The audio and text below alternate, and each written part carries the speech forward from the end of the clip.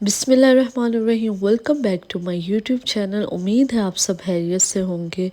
آج میں بات کروں گی ایک ایسی پاورفل دعا کا جو ہر مسلمان کو آنی چاہیے۔ یہ دعا ایسی ہے کہ اگر آپ ایک دفعہ یاد کر لیتے اور اس کو دن میں پڑھتے ہیں نا تو آپ کی دنیا بھی بہترین ہو جائے گی اور آخرت بھی بہترین ہو جائے گی۔ یہ دعا میں آپ کو سکرین میں شو کر دوں گی اور اس کا ترجمہ بھی میں آپ کو بتاتی ہوں۔ بہت ہی خوبصورت دعا ہے۔ بسم اللہ الرحمن الرحیم، اللہم ربنا اجرنا من خزي الدنیا والآخرہ۔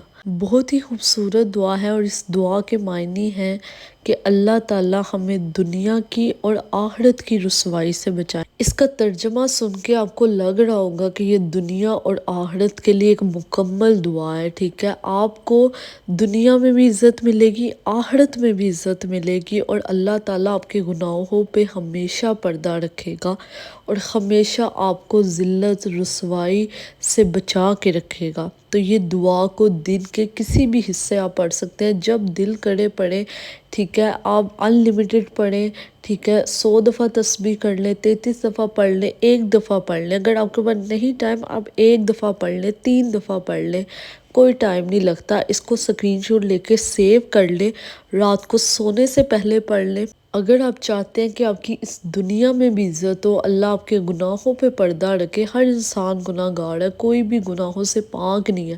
اللہ تعالیٰ اس بندے کے گناہوں پہ پردہ رکھ دیتا ہے۔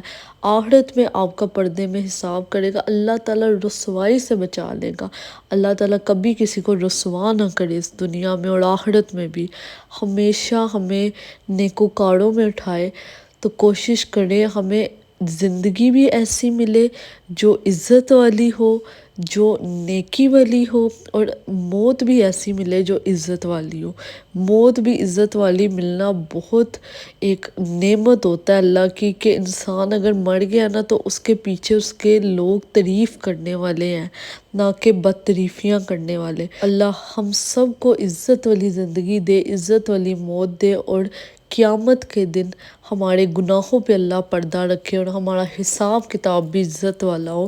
تو یہ دعا بہت ہی امپورٹنٹ ہے، اس سے آپ کی پوری زندگی چینج ہو سکتی ہے۔ اس دعا کو اپنی زندگی میں لازمی شامل کرنا ہے آپ نے۔ 1 دفعہ پڑھ لیں دن میں، کوئی مسئلہ نہیں ہے، لیکن سچے دل اور سچی نیت سے پڑھیں۔